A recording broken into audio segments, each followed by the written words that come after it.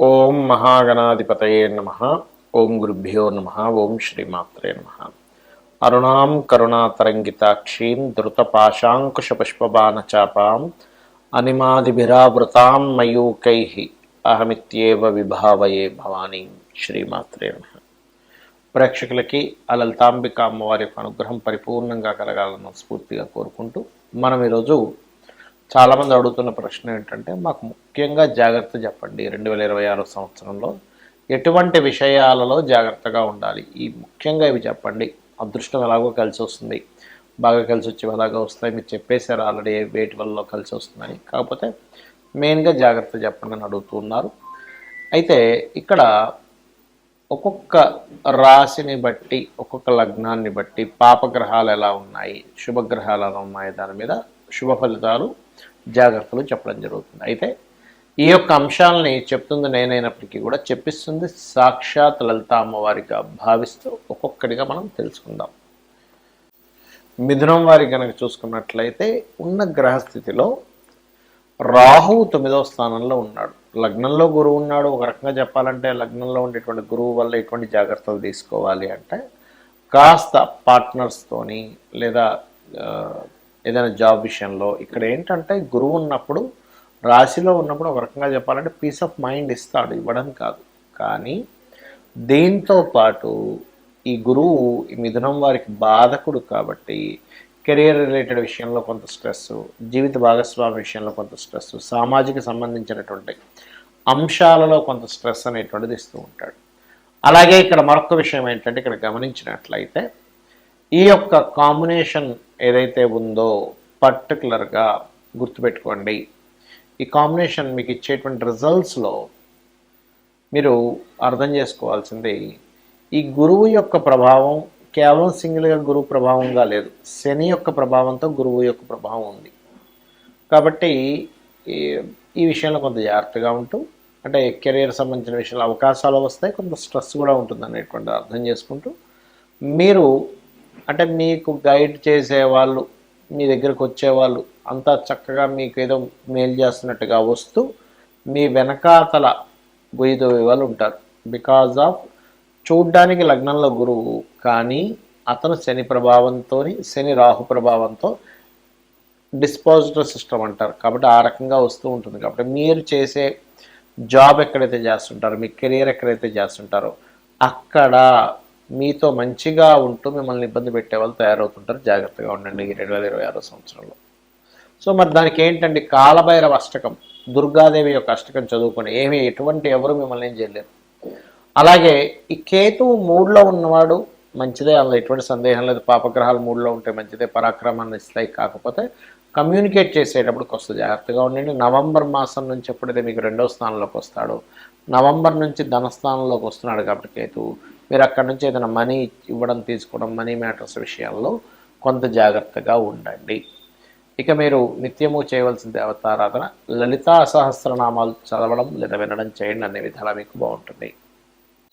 అయితే చాలామంది మనకి నడుస్తున్న మహాదశ లేకపోతే మనకున్నటువంటి కొన్ని కాంబినేషన్స్ని బట్టి ఎటువంటి సమయంలో ఎటువంటి జాగ్రత్తలు తీసుకోవాలని కూడా అడుగుతూ ఉన్నారు.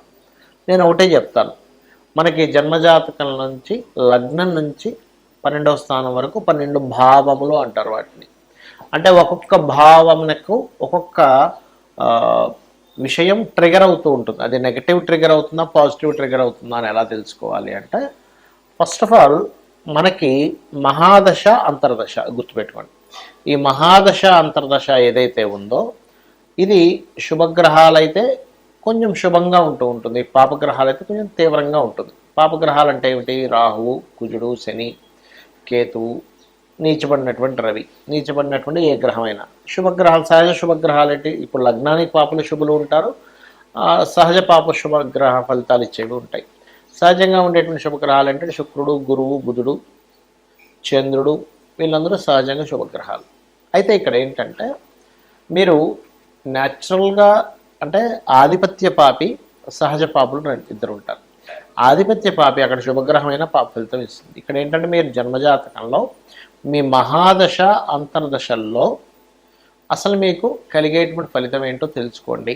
ఒకవేళ అవి ఏమీ నాకు తెలియవండి కానీ సంథింగ్ బ్యాడ్ నడుస్తుంది అన్నప్పుడు మీకు ఏ దశ అయితే నడుస్తుందో ఆ దశానాథుడు ఎవరితో కలిసి ఉన్నాడో, లేదా ఏ అంతర్దశ లేదా భుక్తి అంటాం, ఏ భుక్తినాథుడు ఏ ఏ గ్రహంతో కలిసి ఉన్నాడో వాళ్ళకి దానం ఇవ్వండి చాలు, మీరు సింపుల్గా బయటపడతారు.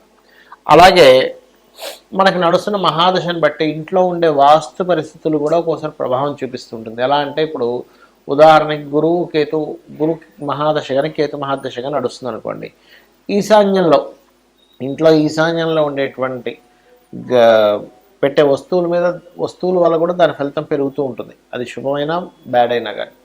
అలాగే మీకు రవి మహాదశ నడుస్తుంది, తూర్పు భాగంలో ఉండేటువంటి వస్తువులు. శుక్ర మహాదశ నడుస్తుంది, ఆగ్నేయంలో ఉండేటువంటివి. కుజ మహాదశ నడుస్తుంది, దక్షిణంలో ఏమైనా దోషం చేశామా. రాహు మహాదశ నడుస్తుంది, నైరుతిలో ఏదైనా దోషం ఉందా ఇంట్లో. లేదా శని మహాదశ నడుస్తుంది, పడమర. చంద్రమహాదశ నడుస్తుంది, వాయువ్యం అంటే నార్త్ వెస్ట్లో ఏదైనా మనం పెట్టకూడని ఏమైనా వస్తువులు పెట్టి అక్కడ ఆపరేట్ చేస్తున్నామా. అదేవిధంగా బుధ మహాదశ నడుస్తుంది అనుకో ఉత్తరం. ఇవి ఒక ఎత్తు అయితే, మీకు మీ జన్మజాతకంలో పాపగ్రహాలు లగ్నం నుంచి ఏ భావం మీదకి గోచారంలో వచ్చాయో ఆ సమయంలో కూడా జాగ్రత్తగా ఉండాలి. అంటే లగ్నంలోకి ఎక్కువగా వచ్చాయి, అప్పుడు జీవుడు స్ట్రెస్కి ఎక్కువ గురవుతుంటాడు. అప్పుడు ఏ గ్రహాలైతే ఏ భావంలోకి వచ్చాయి దానికి దానం ఇవ్వాలి. ధనస్థానంలోకి వచ్చాయి, ధన విషయంలో జాగ్రత్తగా ఉండండి. 3వ స్థానంలోకి వచ్చాయి, కమ్యూనికేషన్స్ విషయంలో జాగ్రత్తగా ఉండండి. 4లోకి వచ్చాయి, ఏదైనా ప్రాపర్టీ తీసుకునేటప్పుడు విద్యా విషయాల్లో లేదా తల్లిగారి ఆరోగ్య విషయంలో. 5మంలోకి వచ్చాయి, సంతానం విషయంలో. 6వ స్థానంలోకి వచ్చాయి, రుణరోగ శత్రువులు, అనవసరమైన శత్రుత్వాలు పెరుగుతూ ఉంటాయి. 7మ స్థానంలోకి వచ్చాయి, అప్పుడు వివాహం విషయంలో చాలా జాగ్రత్తగా తీసుకోవాలి. 8మంలోకి వచ్చాయి పాపగ్రహాలు, యాక్సిడెంట్స్ అవ్వడం, తాతగారి ఆస్తికి సంబంధించిన విషయంలో కొన్ని తప్పుడు నిర్ణయాలు తీసుకోవడం జరుగుతూ ఉంటుంది. 9లోకి వచ్చాయి ఉదాహరణకి పాపగ్రహాలు, అప్పుడేంటి తండ్రి గారు ఆరోగ్యం విషయంలో లాంగ్ జర్నీ చేసేటప్పుడు, బ్యాంక్ ట్రాన్సాక్షన్ చేసేటప్పుడు. 10వ స్థానంలోకి వచ్చాయి ఉదాహరణకి, అప్పుడేంటి అంటే వృత్తి మీద, కెరియర్ మీద ఒక్కొక్కసారి పాపగ్రహంలా కనబడ్డా అది ఒక్కొక్కసారి శుభ ఫలితాలు ఇచ్చేటప్పుడు మాత్రం ఆ యొక్క ప్రమోషన్స్ రావడం కూడా జరుగుతుంది. కానీ ఇక్కడ 10th హౌస్లో పాపగ్రహాలు ఎప్పుడు కూడా కెరీర్ మీద లేదా అత్తగారితో ఉండే గొడవలు ఇట్లాంటివి ఇస్తూ ఉంటుంది. లాభస్థానంలో పాపగ్రహాలు ఉన్నప్పుడు సహజంగా ఏంటంటే 3, 6, 10, 11 స్థానాల్లో పాపగ్రహాలు మంచిదే, అంటే పోరాడేటువంటి ప్రతిమనిస్తాయి. కానీ ఇక్కడ ఏమిటంటే మనం అర్థం చేసుకోవాల్సింది, లాభస్థానంలో పాపగ్రహం ఉన్నప్పుడు లాభాలు వస్తాయి కానీ దాంతో కొంత పోరాటం కూడా ఉంటుంది. వ్యయ స్థానంలో ఉన్నప్పుడు ఇన్వెస్ట్మెంట్స్ విషయంలో చూసుకోవాలి. అయితే ఏది ఎలా ఉన్నా కూడా ఒకటి గుర్తుపెట్టుకోండి, గ్రహస్థితులు ఎలా ఉన్నా, వాస్తు ఎలా ఉన్నా, మనం కొన్నిసార్లు దాన్ని సెట్ చేసుకునే స్థితిలో ఉన్నాం. వాస్తు మనం మార్చుకోవచ్చు చక్కగా, దాన్ని ప్లాన్ చేసుకుని కలర్స్తోనో మెటల్స్తోనో. కానీ ఒక్కొక్కసారి ఏమవుతుందంటే మార్చుకోలేని స్థితిలో ఉన్నప్పుడు, గ్రహస్థితి ఎలా ఉందో అర్థం కాని స్థితిలో ఉన్నప్పుడు మీరు సింపుల్గా ఏం లేదు, ఉదయం సాయంత్రం లలిత చేసుకోండి. లలితాసహస్రనామాలు వినండి లేదా చదవండి. లేదా మీ ఇష్టదైవం ఎవరిదైనా సరే స్తోత్రం చేసుకోండి, అంటే అష్టోత్తరాలు చేసుకోండి ఉదయం సాయంత్రం. లేదు చక్కగా మీకు దగ్గరలో ఉండే ఆలయానికి రోజు వెళ్ళొస్తుండండి, లేదా గోశాలకు వెళ్ళొస్తుండండి. గ్రహాల యొక్క దుష్ప్రభావం మీద లేకుండా శుభ ప్రభావం కలిగి మీరు ఆనందదాయకంగా ఉంటారు. ఆనందంగా ఉండాలని ఆ లలితాంబిక అమ్మవారి యొక్క అనుగ్రహం మీకు పరిపూర్ణంగా కలగాలని మనస్ఫూర్తి కోరుకుంటూ శ్రీమాత్రే నమః.